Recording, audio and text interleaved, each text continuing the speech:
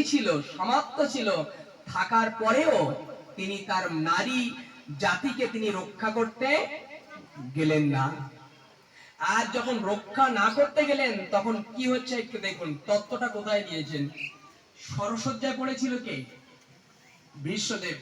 এই সরসজ্জায় যখন পড়েছিল তখন ভীষ্মদেব দুর্যোধন পা দুটো জড়িয়ে বলেছিল, পিতামহ তুমি চলে যাবে, শেষের বেলায় কিছু নীতিকথা দিয়ে যাও যেটা আমরা মেনে চলতে পারি। শেষের বেলায় নীতিকথা বলতে বলতে শেষ নীতিকথা বলেছিল, অন্যায় সইবে না আর অন্যায় করবে না। পাঞ্চালী ওখানে উত্তর দিয়েছে, তোমার মুখে কথা মানায়, তোমার মুখে এই কথা মানায় না, গঙ্গা পুত্র ভীষ্ম তুমি, তোমার মুখে কথা মানায় না। সামনে গঙ্গা দেবী দাঁড়িয়ে, পুত্র সাধারণ একজন পাঞ্চালী তোমার মুখের পরে কথা বলছে, এমন কি করেছো যে তোমার মুখে কথা মানায় না? বলছে, মা এই কথাটাই সত্য। কি করে? কারণ হলো পাঞ্চালী যেটা বলেছে ওটা সত্য, যে আমার মুখে কথা মানায়, অন্যায় সইবে না, অন্যায় করবে না। তখন পাঞ্চালীর কাছে জিজ্ঞাসা করলো, গঙ্গা জিজ্ঞাসা করছে, মা কি এমন করেছে আমার পুত্র যে তুমি বললে যে অন্যায় তোমার মুখে কথা মানায় না? তখন পাঞ্চালী বলেছে, অন্যায় সইবে না, অন্যায় করবে না।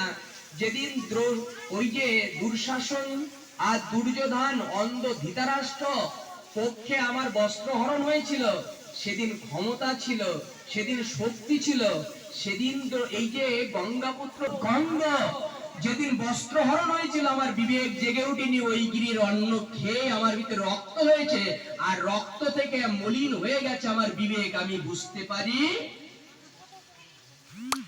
খাদ্যগুলো খুব প্রণয় করে আজ এই সন্তানকে যদি আমিষ আহার দিয়ে, অন্য আহার দিয়ে, অনিবেদিত নিরামিষ হোক, যদি ভগবানের প্রসাদ না দিয়ে হয় সেটাও পরিপূর্ণ নয়। আজকে যদি এই দিয়ে তারও ভালো হয় ভগবানের প্রসাদ না দিয়ে, এই কথা আবার উল্টো বলছি, ভগবানের পূর্ণ প্রসাদ না দিয়ে ভালো হয়। কেমন? ভগবানের নিবেদন করলে হয় প্রসাদ, আর যদি ওই প্রসাদ যদি কোনো ভক্ত খায় ওটাই মহা। যদি ভগবানকে নিবেদন করে কোনো উচ্ছিষ্ট কোনো ভক্ত আহার করে, ওই উচ্ছিষ্ট প্রসাদ যদি মহাপ্রসাদে নির্মিত হয়, ওই মহাপ্রসাদ যদি এই শিশুর ভিতরে দিয়ে হয়, কি হবে জানেন? এখানে একটু জানার চেষ্টা করেন। বট বৃক্ষ থেকে বট ফল পড়ছে, কিন্তু ওর ভিতরে চারা গজায়? ওই বীজে চারা হয়? হয় না। পাকা ফল পড়ছে বটে, কিন্তু চারা হচ্ছে না। ওই বীজ যদি কোনো পাখি উচ্ছিষ্ট করে, এঁটো করে পাঁচিলের করে ফেলে দেয়, ওখান থেকে বট বৃক্ষ হয় কিনা? হয় কিনা? তাহলে বুঝলাম কি, বীজ আছে, কিন্তু অর্থাৎ ভগবানের প্রসাদ বীজ রূপে, আর বৈষ্ণবের উচ্ছিষ্ট লালা হলো বীজের অঙ্কুরিত রূপে। যদি বৈষ্ণবের উচ্ছিষ্ট করা হয়, ওই উচ্ছিষ্ট যদি এই সন্তানের দিয়ে হয়, পাঁচিলের করে পড়লে যেমন চারা হবে, বৈষ্ণবের ভগবানের প্রসাদ যখন বৈষ্ণব পাবে ওটা হবে মহাপ্রসাদ। ওই মহাপ্রসাদ যদি প্রাচীরের করলে বললে বীজ হয়, ওই মহাপ্রসাদ যদি শিশুর বদলে যায়, ও একদিন কৃপা করে প্রহ্লাদের মতো মহাবৈষ্ণব হয়ে এই জগৎকে আলোকিত করতে পারে। মহাবৈষ্ণবের উচ্ছিষ্ট এটা মহাপ্রসাদে রূপান্তরিত হয়। তাই বলেছে, প্রসাদের উপেক্ষা করে যদি মহাপ্রসাদ তার বদলে দিয়ে যায়, পরমামৃত হয়। আমরা প্রবেশ করেছিলাম আপনার গাবতলায় না কোথায়, এখানে এই পাশেই আর কি, জায়গাটার নাম মনে নেই। শ্রাদ্ধ দিন বৃন্দাবনের থেকে বলেছে, ভগবানের প্রসাদ তো দেবে, কিন্তু তার চাইতে ভালো যারা বৈষ্ণবের উচ্ছিষ্ট আমার মায়ের পিণ্ড দান করো, তাতে আমাদের কল্যাণ।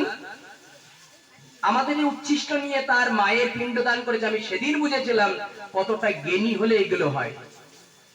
আসি আমরা এই তত্ত্বের ভিতরে প্রবেশ করে, আমরা কোথায় ছিলাম? এর তাত্ত্বিকটা এবার আপনাদের প্রশ্ন থাকতে হবে, প্রতিভা আমরা তো দেই, কিন্তু কি পাবো? এই যে গাছ থেকে আম পড়লে সঙ্গে সঙ্গে চারা গজায়, এই সন্তানের যে সুকৃতিটা করছে, সুকৃতিটা তার, এই যে তার পিতামাতা যে অনুষ্ঠানটা করছে, এটা বীজ স্বরূপ। আর এই বীজ একদিন না একদিন ফুটে দাঁড়াবে, যদি শুদ্ধ ভক্তের আশীর্বাদ তার প্রতি কৃপা করে বর্ষণ হয়। এবার আমরা জানবো, আবার চলে যাচ্ছি, যখন কৃষ্ণ দেখলো এর ভিতরে প্রেম বা ভক্তি নেই, তখন কৃষ্ণ চিন্তা করলে দুপুরে মধ্যাহ্নে কোনো আমার জন্য ভোজন নেই, কারণ এই ভক্তরা আমার শ্রদ্ধা ও বিবেক বৈরাগ্য তীরে ডাকছে না। তখন কৃপা করে কৃষ্ণ হাঁটতে হাঁটতে যাচ্ছে, কার গৃহে সেবাটা পাওয়া যায়, কার গৃহে সেবা পাওয়া যায়, এবার একটু দান করুন। তখন কৃপা করে ওই ওই রাজ সবাই যিনি অবস্থান ছিলেন তিনি অন্য কেউ নয়, দুর্যোধনের পাশে, দুঃশাসনের পাশে ছিলেন ধর্মমন্ত্রী বিদুর। বিদুর ওই রাজসভায় যখন কৃষ্ণ ছিল তখন মনে মনে সংকল্প করে, গোবিন্দ তুমি রাজসভায় এসেছে বট, আমার কুড়ি ঘর, সংকল্প করছে, মনে মনে সংকল্প করছে, যদি তোমার রাঙা চরণ দুটি আমার কুড়ে ঘরে কৃপা করে পদার্পণ করতে, যদি তোমার ওই রাঙা চরণ দুটি আমার কুড়ে ঘরে পদার্পণ করতে, আমার সারা জীবনের তপস্যা সবই কৃপা করে পূর্ণ হতো, যদি তোমার ওই চরণ দুটি আমার আঙ্গিনায় পড়ত।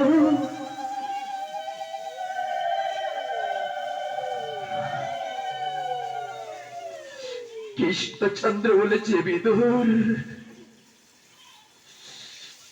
হস্তিনায় কেউ না থাকলেও তুমি দাসী পুত্র হলেও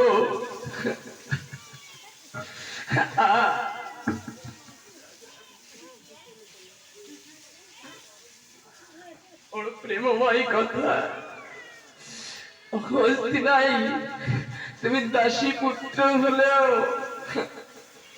আমার চরণ চিন্তা করছে, কিন্তু আমার চরণ যোগীরা যোগে পায় না, ব্রহ্মা ধ্যানে পায় না, ঋষিরা সাধনায় পায় না। তুমি সংকল্প শুধু করলে, আর আমি গোবিন্দ সংকল্পটা বরণ করে নিলাম। আজ আমি রাজসভায় সেবা পাবো না, আমি রাজসভায় সেবা পাবো না। আমি কৃপা করে কি বলেছে, ভক্তের দ্রব্য প্রভু কাড়ি কাড়ি খায়, অভক্তের দ্রব্য প্রভু ফিরিয়ে আনাও চাই, যে অভক্ত হয়, অভক্তিতে কোন রাজভোগ দিল আমি গোবিন্দ ওই দিকে ফিরে তাকাই। কৃষ্ণচন্দ্র কৃপা করে আর রাজসভায় পরিত্যাগ করে দিয়ে কৃপা করে বিদুরের কুটের ঘরের দিকে মৃদু পায়ে হেঁটে যাচ্ছে। বিদুর, তোমার মতো ভক্ত যদি নয়ন জল মেলে কোন ভক্ত আমার জন্য যদি হা কৃষ্ণ হা কৃষ্ণ হা গৌর